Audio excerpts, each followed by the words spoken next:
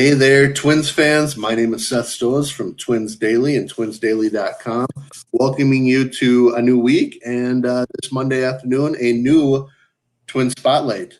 This week, we're going to talk with one of the Twins' top prospects, Matt Wallner. So not only is Matt Wallner the first-round pick in 2019, he was Mr. Baseball in Minnesota in 2016 and drafted by the Twins in the 32nd round that year.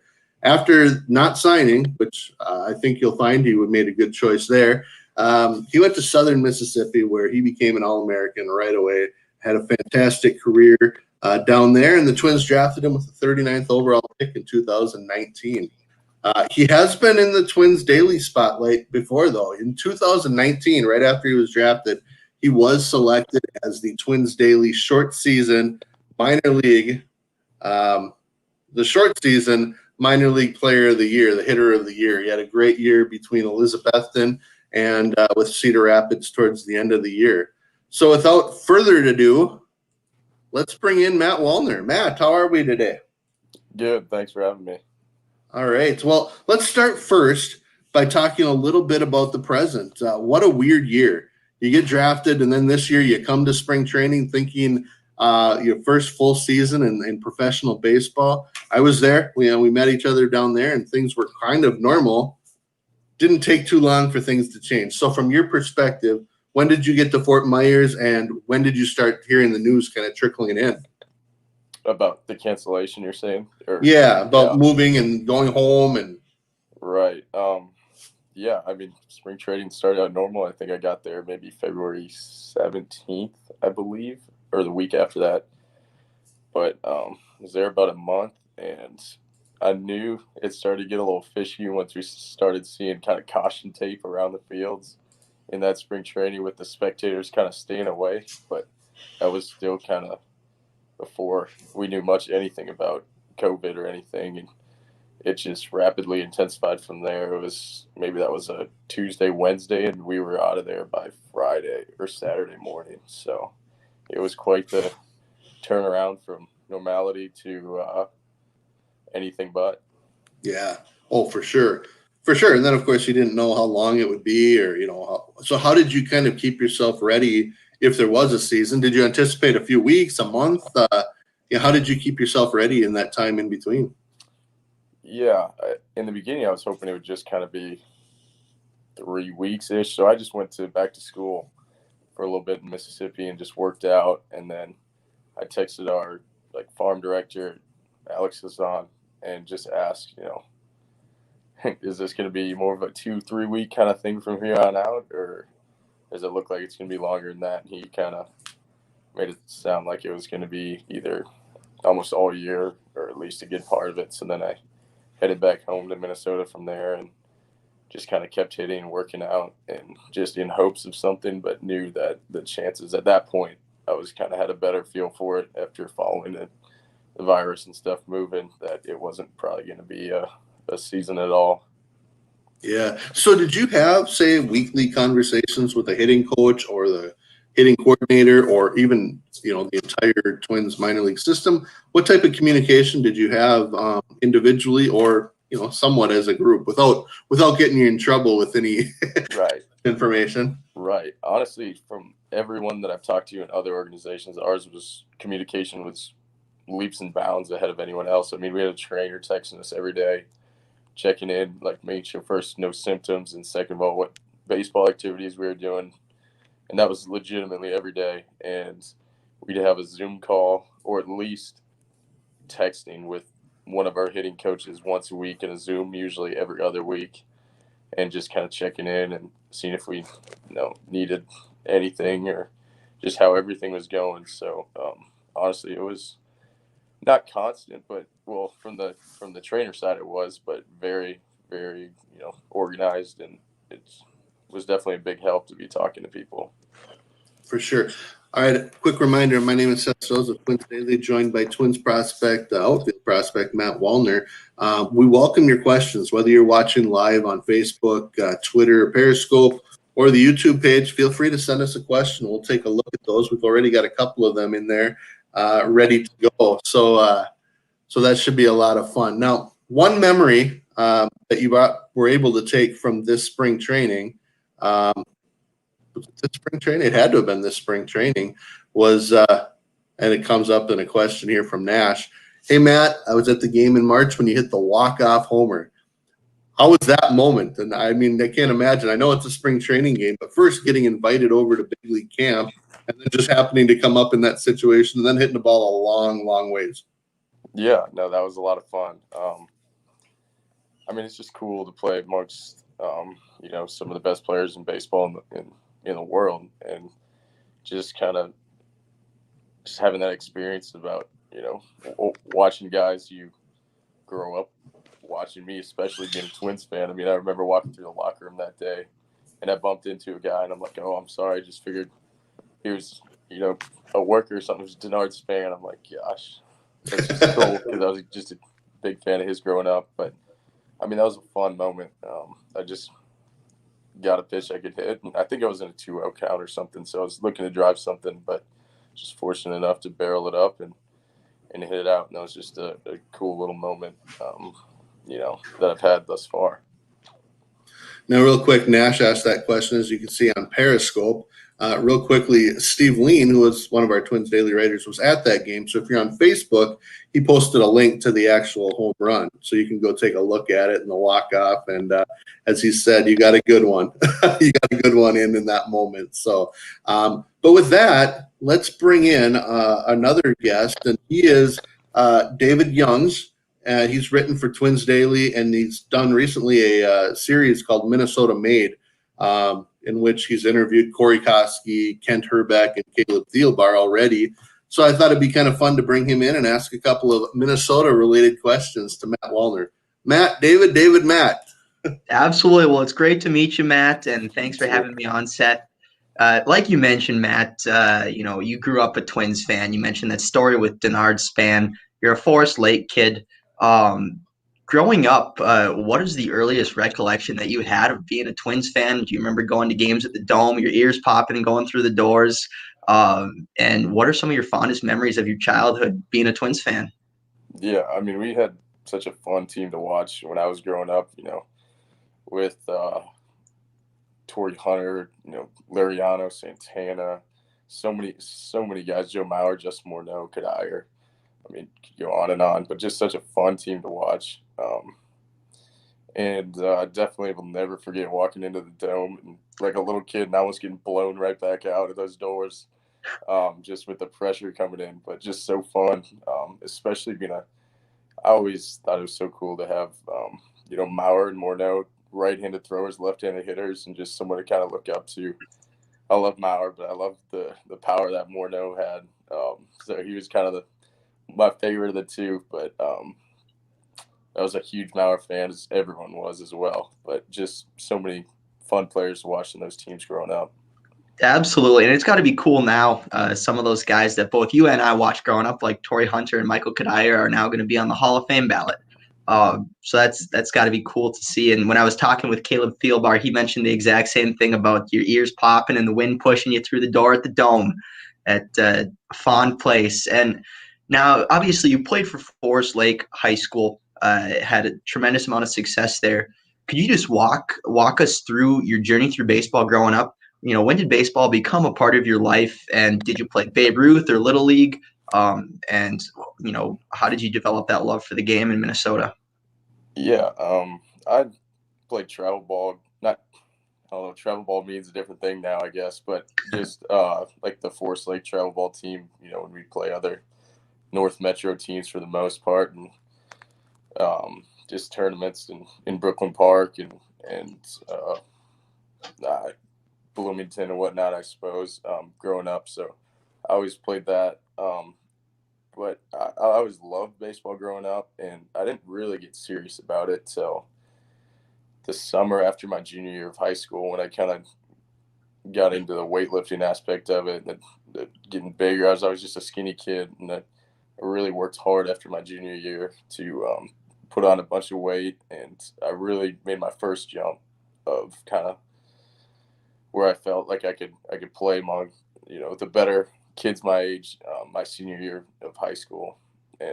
But ever since then, just kind of kept on that grind a little bit. But I always loved it growing up, and that definitely set me on the right path. Absolutely. And like you and Seth talked about earlier, you faced, as everybody has, a tremendous amount of adversity with things being the way that they are this year. But you're no stranger to adversity. I know that you, out of high school, committed to play baseball at the University of North Dakota. They unfortunately cut their program, and you went to Southern Mississippi. What was that like? And once you found out that UND had been cutting, that they had cut their program, you were set to go to a school that wasn't too far from you. And who were some people in your life that helped you mentor you through that process? Yeah, I'll never forget that day. It was after our first game of the year. So it must have been early April or something of high school ball my senior year. And my dad came on the field after and told me, and I was just like devastated and just didn't know what I was going to do, if I was going to be able to play baseball, because they were my only Division I offer. And I just loved the coaches up there. And it was just loved the school. So I was excited to go there, and that was just devastating. And I talked with the Twin Scout, the local Twin Scout. I can't remember his name off the top of my head right now, but he just happened to be at the game, and he called me after and told me, like, on the mound, I was like 91 to 93 or something. And I basically said, like, no, I thank you, but I don't believe you, just because I'd never thrown over 86 prior to that, or 87 or something. So it was definitely, after that, I felt a little bit better about it, but it was just a scary process for me, being uncommitted April of my senior year of high school. And it just kind of led me to go ahead and work harder, and I really had something to prove. Absolutely. And you've shown that, and obviously you had a wonderful career at Southern Miss. And, a final question here. You grew up in Minnesota, and you were quoted, by twinsbaseball.com saying that, that there's no better dream essentially than being drafted by your hometown team. Obviously, you've got a bright future ahead. What is it like when you think back now, that you as a boy growing up, cheering on the Twins, and now you're getting the chance to play in that organization? Yeah, it's just surreal.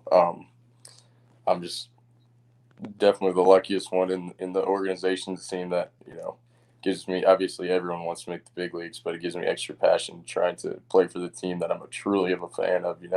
We'll have Twins games on, like in the locker rooms or whatever, and nobody's truly cheering for him like I really am, being a Twins fan. And just, in those spring training games, wearing that actual Twins uniform alongside the guys who actually play on the big league teams is so cool, and just such a great opportunity for me to play for the team that I grew up rooting for. That's a pretty special experience. Matt, thank you for your time. And in addition to the Twins, I see your Vikings shirt. They've got a pretty big game tonight down at Soldier Field. Absolutely. I'm sure Twins fans will be cheering on the purple. But thanks for having me, Seth, and thanks for chatting, Matt. Yep, appreciate it.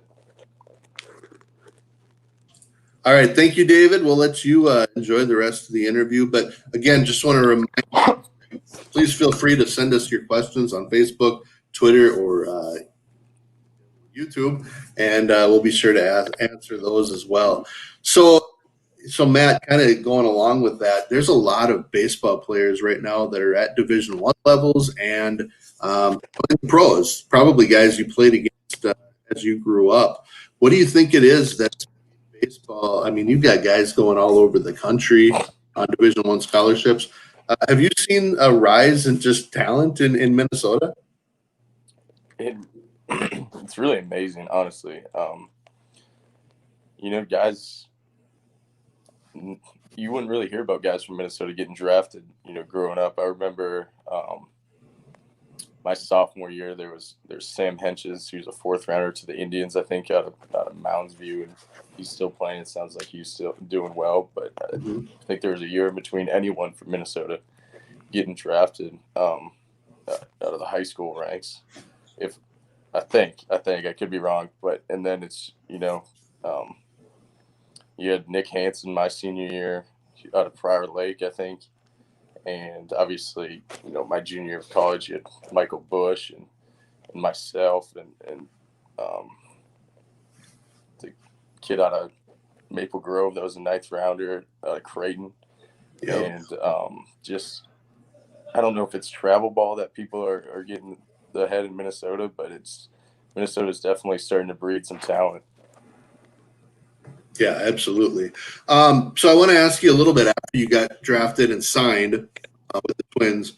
You went to Fort Myers, I'm guessing, for a few days, and then made that trek up to Elizabeth. And we've talked to other guys about that adjustment to pro ball, and so many talk about the analytics that just weren't available to them in college.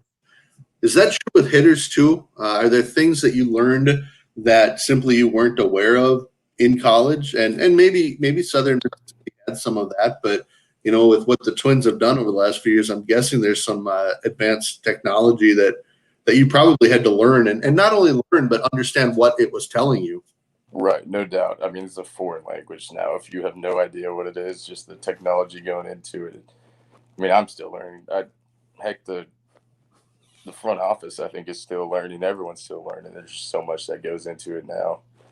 And, I mean, it's cool. It gives you feedback like you never could even dream of. But it's just so much technology. But I think the biggest thing going into pro ball was, in college, you're playing Friday, Saturday, Sunday, maybe, well, for sure Tuesday, maybe Tuesday, Wednesday. So 5 days of the week, on a busy week. And pro ball, you're playing 28 days in a row. And it's just learning to wash a bad game or learn how to bring in a great game into the next day and that wear and tear on your body. And just it's different playing every day. That was the biggest challenge for me. I was really wore down by the end of my first year. But I think I'll learn how to better prepare myself and manage myself throughout the season going forward. But that was a big change of events for me. Sure, absolutely. And unfortunately, there wasn't a 2020 season to kind of use what you did last off season. So you're kind of still guessing probably going into next off season. And again, I want to welcome questions. I'm going to include this one from John, which I think is kind of interesting. What is it like seeing your first professional jersey, or getting the gear and gloves and bats and the other swag that sometimes professional ball players get? But let's start with the jersey. I mean, suddenly you got a pro jersey. It's got Twins across the front of it. Probably even more so this, you get to wear a Twins, uniform out in spring training. But what was that feeling like? And what kind of things do some guys get? Yeah, it's really cool. I mean, going back to the Minnesota Made segment earlier, I mean, it's even more cooler that grew up in Minnesota and didn't get to wear that I grew up being a fan of. So I think that's the coolest thing for me. As far as the swag part of it, I mean, I like my gloves and my bats, but I try and stick to batting gloves and pretty standard cleats and a bat. I mean, it's awesome getting that stuff, but I have to wear the elbow guard just because I've gotten squared up in the elbow before, and it was not very much fun. But I try and pride myself on as little swag as possible and just go out there. If I could, I'd go out there and look like Evan Gattis with no batting gloves, but I don't think I could pull that one off.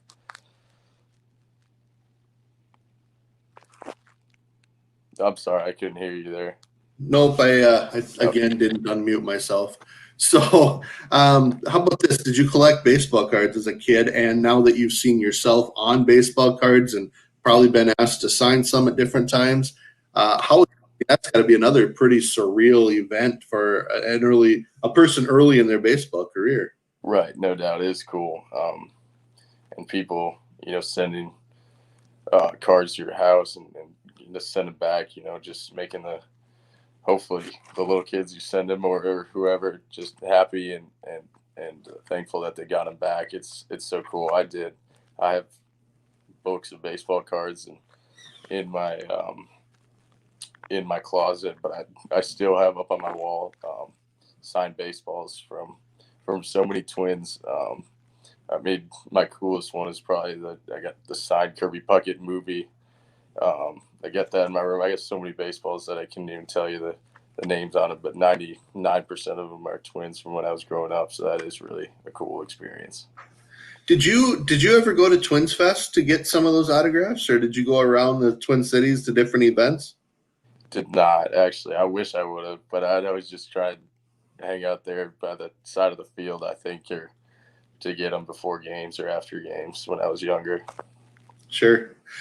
All right. So now you're officially in an off season, but I want to talk to you a little bit about Instructional League. Did you go to Instructional League after your 2019 season? I did, yes. Okay. So, 2020 obviously very different. I know we've talked about this a little bit, but just talk about some of the differences between last year and this year, and specifically to the COVID protocol. I guess you were testing a couple of times a week. Obviously, had to pretty much stay on campus, so to speak. What else looked different? Yeah. Well, 2019, I can't remember if we did live at bats too, but this year we focused on more like games and getting live reps just to make up for time lost. But no, it was, speaking of like COVID protocols, I mean, it went as smooth as it could have. I know we had 3 or 4 guys test positive with no symptoms coming in, but had no one after that. And guys really did their part and just, wearing their mask and staying away from each other. And just, we had Sundays off and you could go golf or go fish or something, but it was no like going inside of restaurants or whatever. And everyone really stuck to it. And it was so huge to get that 5 weeks in, and, get some game reps in, because it was 95 looked like 120 to start out after not seeing a fastball all summer. So it was, but I think we ended up getting 40 or 50 at bats apiece. Some that might be on the high end, I can't remember, but a decent amount. And it was just night and day from beginning to end. Just guys how comfortable they were, and myself included. It just would have been tough going into next spring training, just cold turkey basically. Right, and at this point, I don't think there's necessarily plans for the rest of the offseason formally in Fort Myers. I don't think until hopefully a regular spring training, which of course, we're all guessing as much as you are, I'm sure, on that. So what is the offseason plan for you specifically? How much of it will you spend in Minnesota? And do you have places and equipment in Minnesota to kind of get through a regular off season, depending on any future shutdowns, obviously. Right. Yeah. Hitting, I'm good to go. It's hopefully I know I'll be able to figure out the weight room piece, which I've been working out. I'm actually in Pensacola, Florida right now. I'm at my buddy's place, and just for a little bit before I head back up. But yeah, I'm excited to get back up there and get going again. But yeah, I'm a little nervous about if they shut down again and the gym's closed, but I'll be able to figure something out. But it's going to be a different off season and the spring training part too makes me a little nervous. Just I don't know how it depends on this vaccine or what goes on going forward. But as of right now, I think we're trending in the wrong direction. Yeah, another rough day in Minnesota, and I'm guessing across the country. I just check the Minnesota numbers every day. So as you look to, did you have goals, I guess, in mind for this year? Having played a little bit in Cedar Rapids, my guess is you may have spent a half a season or a month in Cedar Rapids, probably eventually getting up to Fort Myers. Does that change now with the missed year? Do you have different goals as you look to 2020 than you did for 2019? Yeah, I think it's more of goals that, not that I can't control if I move up or not, but I have less control over that than how I play. I think my biggest goal going in was just staying more consistent throughout, because last year I felt like I started off a little slow, or not last year. I don't even know. It's all running together. I guess it's last year. But started off really slow, then I really got going, and then I just got beat down by the end of the year. And just trying to continue growth throughout the year and just consistency. I know that's the toughest thing to do in baseball, is being consistent, but just grinding the season out and being better prepared mentally for that, for the season than anything. We do have a question here from Tanner that I'm sure all Twins fans will be very interested to know. Will you help us win a postseason game? Yeah, I would love to. I would love to. It's definitely a frustrating part of being a Twins fan right now, but heck, being a Minnesota sports fan right now in general hasn't been the most successful. But I mean, the way this organization's run, I think it's not only we're going to win a postseason game. I think going forward, it's going to be Twins are going to be at the top of the league for many years going forward, and I hope to be a part of that. Have you given any thought to, and again, this year kind of throws everything into a loop, but have you given any thought to what your goal might be for, and I know it's not something you can control necessarily, but when you'd like to see yourself get that opportunity in the big leagues? You feel close, or you're honestly, ready? Yeah, I've had just people ask me that, and I don't know. I haven't really thought about it too much. It's a hard question for me to answer, but I think that if I just keep working hard and making jumps, I feel like I made some really big jumps in instructs this year that can only speed up the process, obviously. But so sorry, I can't really answer your question, but No. yeah, That's a truthful answer. But I have to ask you, I know this is a favorite question for a lot of professional ball players, is, and we kind of chuckle about it, is how many times in a week or in a year do you get asked, when are you going to go pro, or when are you going to play in the pros? Because a lot of people think that that's just the major leagues, and it's like, no, there's a lot of work from when you sign and go pro to getting to the big leagues. It's a tough thing. Right. Yeah, that's definitely a frequently asked questions by others and answered by, the minor league ball players that, but yeah, quite a bit, especially when I'm back home in Minnesota, more so just being around, some of the kids I grew up with and just seeing their parents around town or something. That question seems to be frequented by them, but yeah, it's quite a bit. It's just baseball's a different game, and people don't understand that of getting the draft to the big leagues as opposed to the NFL or NBA, whatever. Yeah. So last couple of questions here with Matt Wallner, unless anyone's got any last minute questions you want to ask. But, I know you've talked about a lot of fishing up in Minnesota. Have you had a chance to do any fishing during spring training or during instructs on the ocean or the Gulf? Is fishing going to be a part of your season when you're back in Minnesota? Yeah, absolutely. We actually had a family trip planned up to up north in Manitoba, but that doesn't look like that's gonna be able to happen ice fishing wise. So we'll probably have to make do. But yeah, I love fishing. My brothers are obsessed with fishing, so when they're home, we're going all the time, just ice fishing and open water. Go to Mille Lacs a lot. Went to Lake of the Woods last year for 4 or 5 days, and so yeah, it'll definitely be a part. I've been fishing. My girlfriend lives like 30 minutes away from here, or a little bit over that in Alabama, and my buddy lives here in Pensacola, so I've just been visiting them for a little bit now, and we've done some fishing and did pretty well, so it's been fun. I haven't been much of a saltwater fisherman in my life, so just trying to learn a little bit. I haven't actually been in Fort Myers, but I want to. Everyone I've heard that's gone out there, especially on like a charter boat or something, has done well, so I'd love to do that. Yeah, I can't even imagine catching a shark or in the Pensacola area, a blue wahoo or whatever. Right. Well, with that, I think we're going to call it good.